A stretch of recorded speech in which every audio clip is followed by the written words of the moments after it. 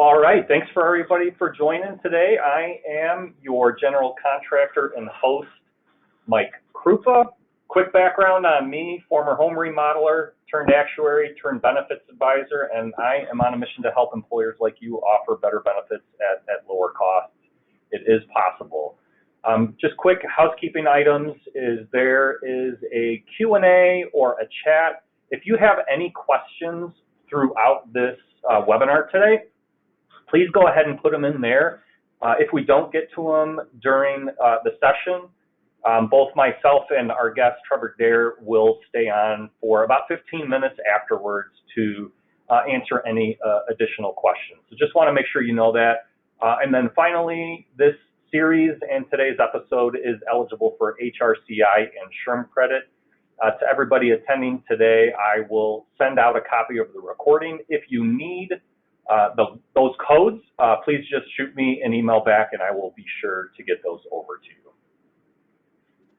After today, there are 3 more episodes, and we are capping off with a case study, and a really exciting case study about a local employer here in Chicago who turned a 35% fully insured renewal increase into something special. They implemented all the strategies that we're talking about during this series. So it's very applicable. So excited to continue down this path today. And just as a reminder, this webinar is really meant to teach you 3 things. How to avoid a surprise health insurance renewal, how self-funding can lower your costs, and how to make your benefits package more competitive. Today we're talking about a pretty hot topic, prescription drugs. The fact is that the highest cost medications, they are killing your health plan right now. And if they're not, I promise you, this is the calm before the storm because it's happening to all employers. And so today what we're going to do is we're going to explore 3 ways that your employees, you and your employees, can get these medications for free. And the best part is that it will significantly lower your plan costs as well. So before we do that, though, let's just do a quick refresh of the problem and how the remodel health plans process solves that. So most employers today are facing the exact same problem, which costs seem impossible to control. And one of the strategies, and one of the primary strategies that is being used today is to control those costs by making the benefits worse, right? Passing costs along to the employees. And it's frustrating for a lot of employers out there, and I get it, but you know, we talked a lot about why in the first episode this is happening. It's because the healthcare system is stacked against you. The insurance carriers are incented for your costs to go up, and they are reaping the profits right now. And the PPO networks that are in place today, they don't have the proper tools in place to allow your members, you and your members, to look at things like quality and cost to be able to make the right healthcare decisions. And lastly, your plans typically don't have any cost controls in place. And so when your employees get an ID card, it really feels like an unlimited company credit card to them. And so for most employers today, right, for most employers on the phone, it's led to your health plan looking like the one on the left. It's outdated. There's design flaws that need to be fixed, and your employees just don't like it. That was my bathroom a couple of years ago. It was original to our house, had design flaws, which was leading to a leaky shower, and me and my wife didn't like it. We didn't even like being in there.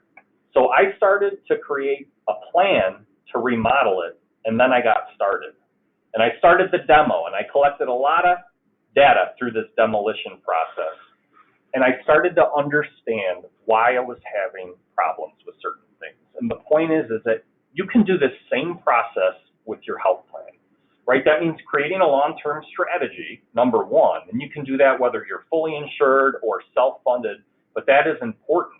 Create a strategy and start collecting data on your plan so you understand what is going on. That is going to help you create a better health plan. And the picture on the right is the final product of our bathroom. And the most important part of this is the customer, my wife, she loves it.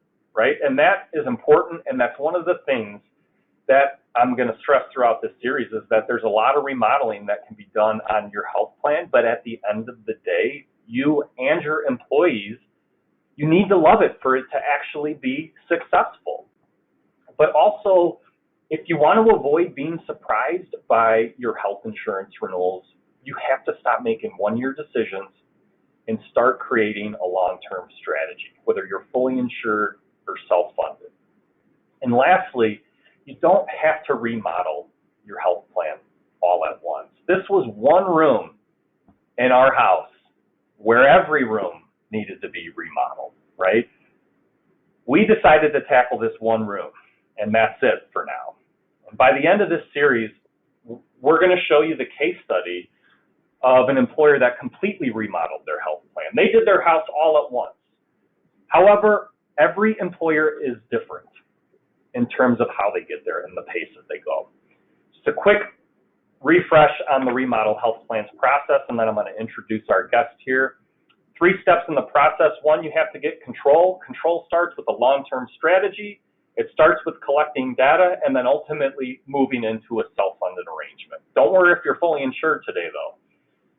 When you move into a self-funded arrangement, it will allow you to do the second step and probably the secret sauce of this whole process, which is align your health plan with partners that have your best interests in mind. And we're going to talk to one of those partners, one of those subcontractors today with Trevor Dare. But then finally, you have to figure out ways to reward your employees for making good healthcare decisions. This is how you get them to love the plan that they're in. And we're going to talk about 3 ways to do that today. So with that, I am going to introduce our guest. And Trevor, you can go ahead and turn your camera on. And love you to just introduce yourself and tell us quick, who is Granite Peak Analytics? Yeah, thanks, Mike. Great intro. I love the remodel your health plan piece because it's so relevant and also reinforcing that you don't have to just tear everything apart at once. You can start room by room. So as Mike mentioned, my name is Trevor Dare. I'm the founder and president of Granite Peak Analytics. We are a company out of Billings, Montana, and we are a full service PBM consulting firm. And for those on the phone, most of you probably are wondering, what is a PBM consulting firm and why would I need one? Or maybe even what's a PBM? Right, or what's a PBM? So PBM stands for Prescription Benefit Manager. And our passion and what we do at Granite Peak Analytics is to educate payers and advisors to make informed PBM choices through independent data. So going back to Mike's point about getting your information and unmatched expertise in the self-funded marketplace. So when I say educate payers, sometimes people think the insurance carrier is a payer or, someone else is the payer of the health claims, but I'm talking about the employer and the patients who are funding those premiums to pay those health claims. You all are the payers, and we're very passionate about helping you really peel back the layers on your prescription plan and make some meaningful changes. Great. So why are you here? What problem do you solve for employers? Yeah, really where we shine is getting prescription data and aligning the incentives for the prescription plan to really benefit the patient and the plan. And honestly, I always say that it's unfortunate that we have a business. We shouldn't even have to exist because the prescription benefit plans should be aligned. They should be working in concert and looking to reduce costs and improve healthcare for the plan participants. Unfortunately, 80% of the market is dominated by 3 major prescription benefit managers, and all 3 of them are publicly traded, and that leads to a lot of misaligned incentives that simply just increase costs year over year. So our job is to provide independent insights using health plan data to then align those incentives so that we can reduce costs oftentimes by 30, 40, 50%, without even changing medications or pharmacies. Yeah, and I can attest to that. You know, if I was you as an employer on the phone, I'd probably be thinking to myself, no way you can save me 30 to 40 to 50% on my prescription drugs. That is an outrageous number. But I've seen it in practice. I've seen it with our clients. It's working. Now, Trevor, I know you do a whole lot more than what we're probably going to talk about today, but you know the goal of this series is to teach employers how to reduce their costs and how to make benefits better in the process. So I wanted to focus on a few of the strategies that you and I are using on some of our mutual clients to be able to do this, and particularly strategies that make benefits free for employees, and how we get them to do certain things. So I'm going to flip a page. We'll probably leave it on here until we get to the end of the webinar. But you know, there's 3 ways here that, and I'll clarify, there's a lot more than 3 ways, right? But here's 3 ways that you can get prescription drugs for free as an employee if you're making good healthcare decisions: patient assistance programs, international sourcing, and manufacturer coupons. And I'm not going to pretend like everybody on the phone knows what all those things are. So let's talk about them a little bit. Trevor, let's start with patient assistance programs, because for the right employer, this makes the biggest impact. What is it? Very, very high level, and you know, how does this benefit the employer and the employee?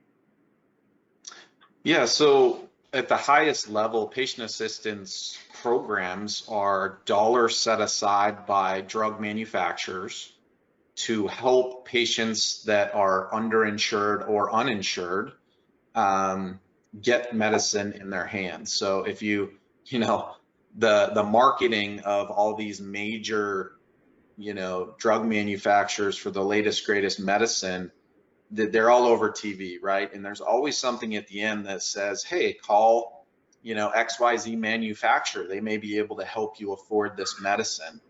They are setting aside billions of dollars a year to help patients that are underinsured or uninsured.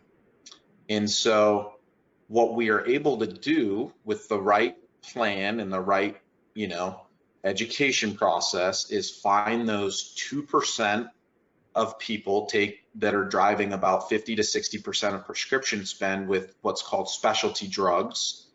And we basically help them access those funds, and those funds then cover the cost of the medicine and the patient gets it for free. So it's kind of that win-win. Now, none of these strategies come without some pros and cons and things we need to consider. Keeping it high level, that's how the program essentially works, is we tap in to those billions of dollars that have been set aside. Yeah, and for the employers on the phone, there's income qualifiers that come along with this, right? So not everybody will necessarily get these. If you have a super high paid population, this strategy, probably not a strategy that you want to implement. But if you have a lower paid population, maybe you're in the manufacturing space, that's where we see this is extremely successful. An example is a $25,000 drug called Stelara that we have on many of our plans. Had it on one of our plans. Patient applied for patient assistance, was approved, procured that $25,000 drug for free. We had a very small administrative fee, $500, to procure that drug. So the patient saved a huge copay because they were on a high deductible health plan, and the employer saved the remainder, which is $24,500 every time that script is filled. So, yep, I want to clarify now, because again, if I was on the phone and I was an employer, I'd be wondering, well, why can't I do this in my fully insured plan? Why can't I do this in my self-funded plan with Blue Cross or United or Aetna or Cigna, right? Can I tap into these right now? And the quick answer is no. Trevor, why is that? Yeah, I think the short answer goes back to incentive alignment, right? So as drug costs go up and more high cost drugs come in, that's where insurance carriers and large prescription benefit managers continue to make more money. So it doesn't behoove them to actually eliminate that from the plan. It behooves them to pay for it and get a really large rebate on the back end to help with profitability and things like that. So that's really why the deck is stacked against you in a lot of healthcare plans, because they're incentivized not to keep costs down and find creative solutions. They're incentivized to just keep paying with your money. And so the patient assistance program, I will say patient assistance is probably the most volatile piece of the prescription ecosystem in America right now. There's a lot of things going on with manufacturers. Some people don't think that self-insured plans should be able to tap into it. There's different income requirements, as you know. So there's a lot to talk about with that piece. But as Mike said, for the right employer, it can work very effectively with the right partners. Thanks. Now let's talk about the next one here, international sourcing. I feel like it's probably relatively self-explanatory, but maybe just outline, what international sourcing is, why it is an effective strategy for employers. Yeah, international sourcing is personal importation, right? So think about obtaining your brand name medications, so high cost brand and specialty medications. We're not talking about the 85 to 90% of generics that are being filled at your local pharmacies or through mail order here. We're talking about that 10% of medications that are brand that you can get from places, tier 1 countries like Canada, or sometimes 50 to 60% less than you can procure them in the United States. Now, there's a lot of reasons why you can do that, but ultimately it's tapping into the same drug manufactured by the same manufacturer. It's just not getting the substantial upcharge by being sent to a United States pharmacy and our extremely broken supply chain system in America. So I just, again, I'll give an example here because I'm working with an employer right now, and they're probably watching. They had another employer had a Stelara claim on their plan, and they asked me, what would that cost if we sourced that drug internationally? Because we know that this drug was taken by somebody who probably would not meet the income thresholds, right? So we weren't able to source this through patient assistance, but that same $25,000 a month drug costs about $7,500 internationally. And so the plan saves a ton of money. Now, Trevor, right? We know we can't mandate this, right? This is a voluntary type of program for an employee. So that's why we make it free. We try to incent people to take these drugs, which is literally the exact same drug, exact same packaging, manufactured at the exact same place. We incent them through $0, make it free. Because if you're going from 25,000 to 7,500, I think we can all agree it's a win-win for everybody to waive that copay and incent them to try to make that right decision.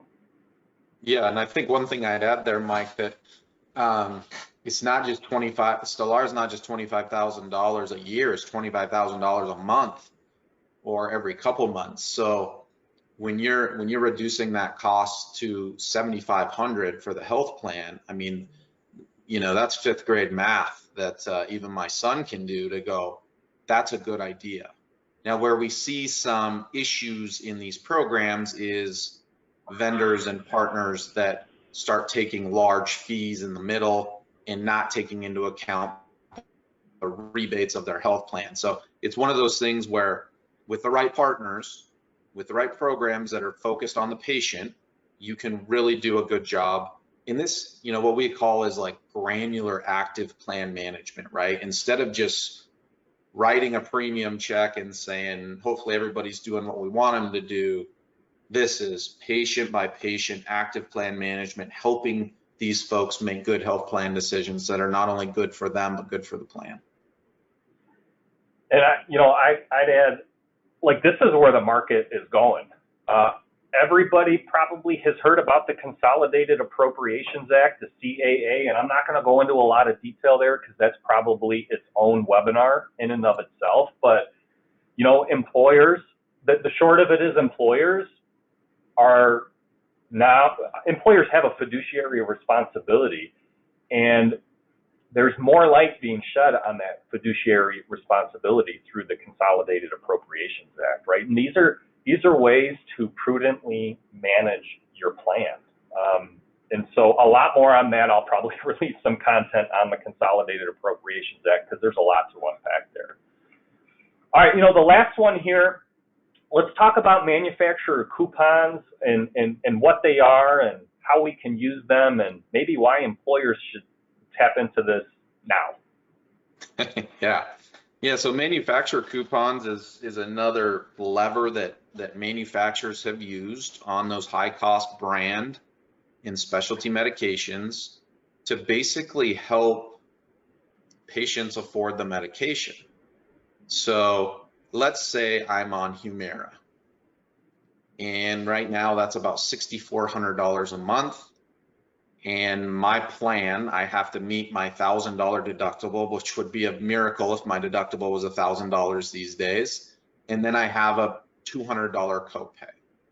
So what that manufacturer coupon does is the manufacturer, again, sets aside billions of dollars a year to basically incentivize and make it easy for patients to take their medication so they're not burdened. So the plan is still kind of picking up the same amount of money, but the patient is usually free or $5 for, $6,000 of medication. So what we like to do is deploy programs that, let's say that same medicine has $10,000 of manufacturer coupon available, but we're only taking advantage of 4,000 of it because that's how the plan design is structured. So what we work with Mike and his plans to do is let's take advantage of the whole 10,000 because it's there. And those are the ways that we can not only help save the patient money because they're typically already saving some money by using them, but also benefit the plan. And I hate to use the word free, but right now, the way the market is, it's kind of free money. If it's structured right and done well, and again, you don't have a bunch of middlemen in the middle taking a bunch of egregious fees, it can usually save your health plan, 10% on pharmacy spend really easily with no abrasion or disruption. Yeah, and I've actually seen, this is one strategy. A couple of the big three will actually still let you do, right? Now, international sourcing patient assistance programs, they're not going to allow you to do that. But, I've seen in some plans that have the big three. Big three, everybody, is CVS, Caremark, it's ESI, and it's Optum. It's Optum Rx that own 80% of the market share. And with some of those, you can actually turn these programs on, and you should start to look at that if you haven't. That's an easy takeaway because these are not drugs that are sourced, from a different country. These are drugs that are the exact same process as you go through today. It's just applying these coupons. These are the things that when a patient walks into a doctor's office, they get a coupon that says, hey, use this to pay for your copay. They've been out there for a very long time. We're just figuring out ways to use the balance of the coupon to benefit the employer as well. So that is 3 ways that members can access their medications for free. And you can see how that incentive, particularly, having the biggest impact with patient assistance and international sourcing, can impact your plan for these high-cost brand and specialty medications. For most employers today, those medications account for half of your pharmacy spend. So these are things that can have a significant impact. All right, great. maybe a follow-up question. Yeah, we're closing in on 5 minutes here. So let's see. I got one other one here. We're talking about the big three, 80% of the market share. No difference than Blue Cross having 80% of the market share here in Illinois on medical plans. Trevor, what do you think what's the biggest common objection you hear from employers, or maybe brokers even, right, when they're advising their employers to leave the big three? Well, I think the most common objection, right, we're working with aligned partners typically in the middle market that they're not a big brand name, right? Nobody's ever heard of them. So their first objection is, well, how can they compete on pricing with such a big, behemoth, right? Obviously, in a typical, standard economic scenario, the bigger you are, the better you buy. And supply and demand are things that play into the economics. Well, what we help educate advisors and clients on is the entire drug supply chain and ecosystem is not a normal economic model. It's not, it's totally backwards. So what we're able to do once we explain that bigger is not better, bigger just means more profit. And if we eliminate the overspend and the overcharging, and the pharmacies are getting paid pretty much the same, within 1 or 2% on the generics, right, regardless of what prescription benefit manager you work with, and you start understanding really the economics of the pharmaceutical supply chain, then they start to go, okay, now I understand. Now I understand that this big, massive corporation isn't, that volume and the benefits of it aren't being passed on to me. And the vertical integration that's supposed to build efficiencies, that's all being passed on to the shareholder. If we can take that and pass it back to your stakeholders, your patients and your plan, the math starts to make sense really quickly. So that's where we start pulling in data to tell that story, to say, this is where the money's at. These are where the problems are. And we don't often talk about saving, we talk about eliminating prescription overspend, because that's what it is. You're overpaying today. And so let's eliminate that and then align the incentives with your partners to provide really good service, improve the care of your patients, help them remain compliant, but also keep costs down, pay them to keep costs down, not continue to feed the never-ending beast of large specialty claims and continued double-digit increases in trend on prescriptions. Yeah, and I'll add to that. One of the objections I see when I'm presenting to employers is like, okay, so does that mean my employees can barely access any pharmacies now because we're doing this? And I would tell the employers on the phone, absolutely not. You have access to the same 70,000 pharmacies across the United States as you would before. So don't necessarily worry about that. This stuff is not too good to be true, but I understand why you think it might be too good to be true. Yeah, Mike. And then the other part, go ahead. I was just going to say that's a great point. That's a big objection we get is like, well, what's the network disruption, right? What if they're a middle market, how can they have all these contracts? And it's one of those things where we often can eliminate 20%, 10 to 20% in prescription overspend without impact, with literally changing a number on the card and where it's being sent to be processed.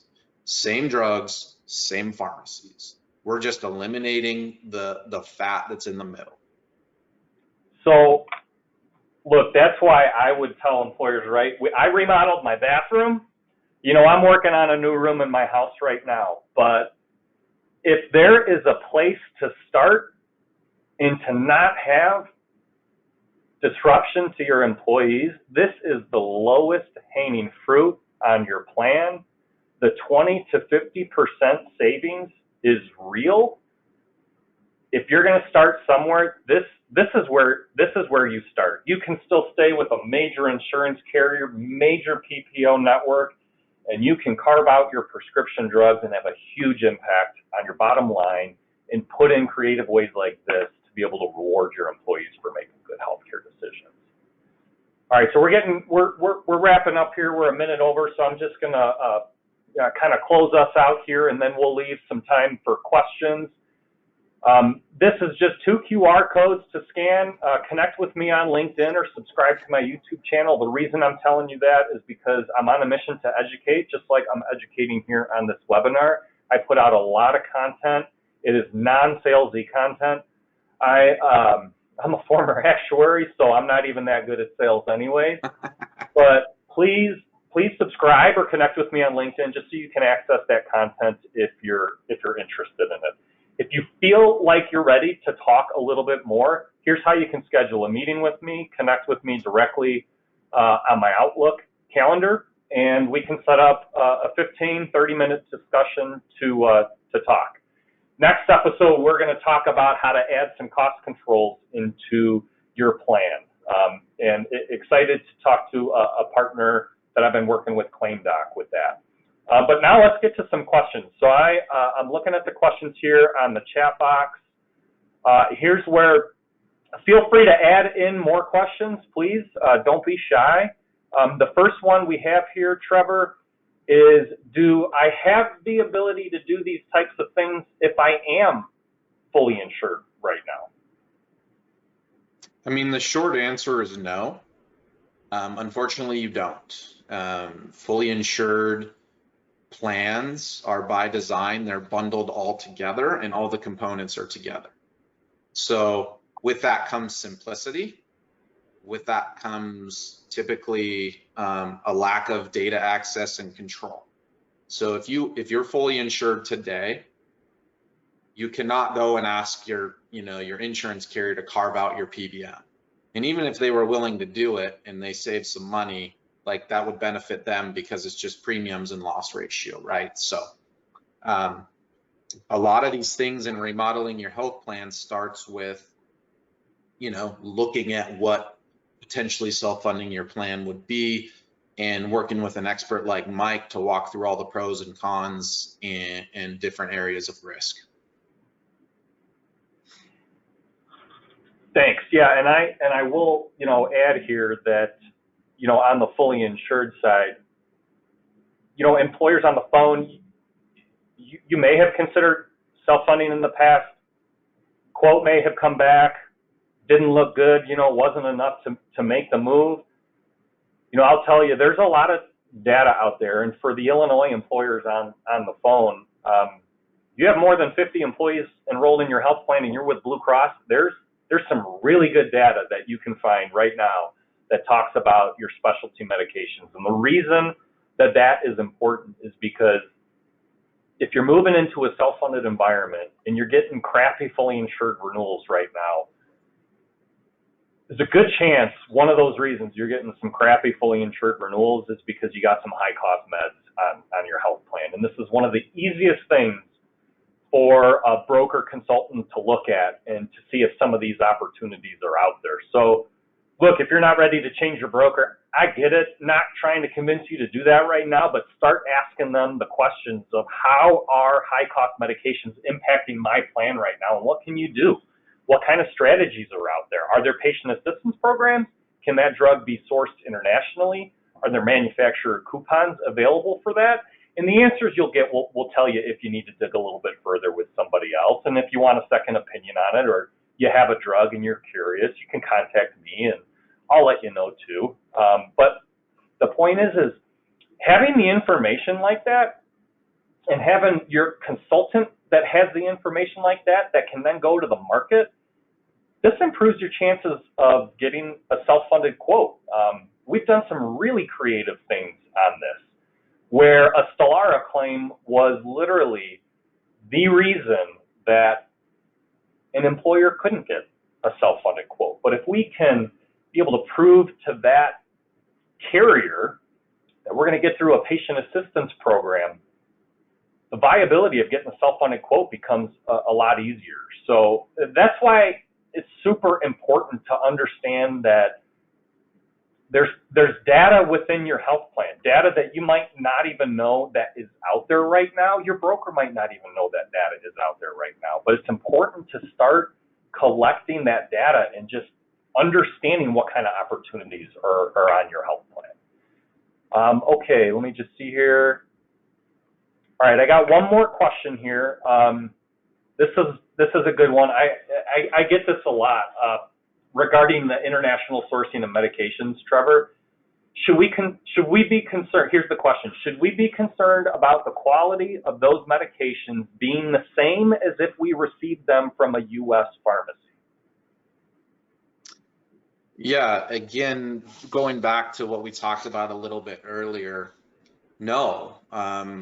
When you're working with the right partners, importation partners, they're going to verify that the medicine is identical from the same manufacturer, manufactured in the same plants. It's literally just coming from a different tier 1 country like the United States and being mailed to you.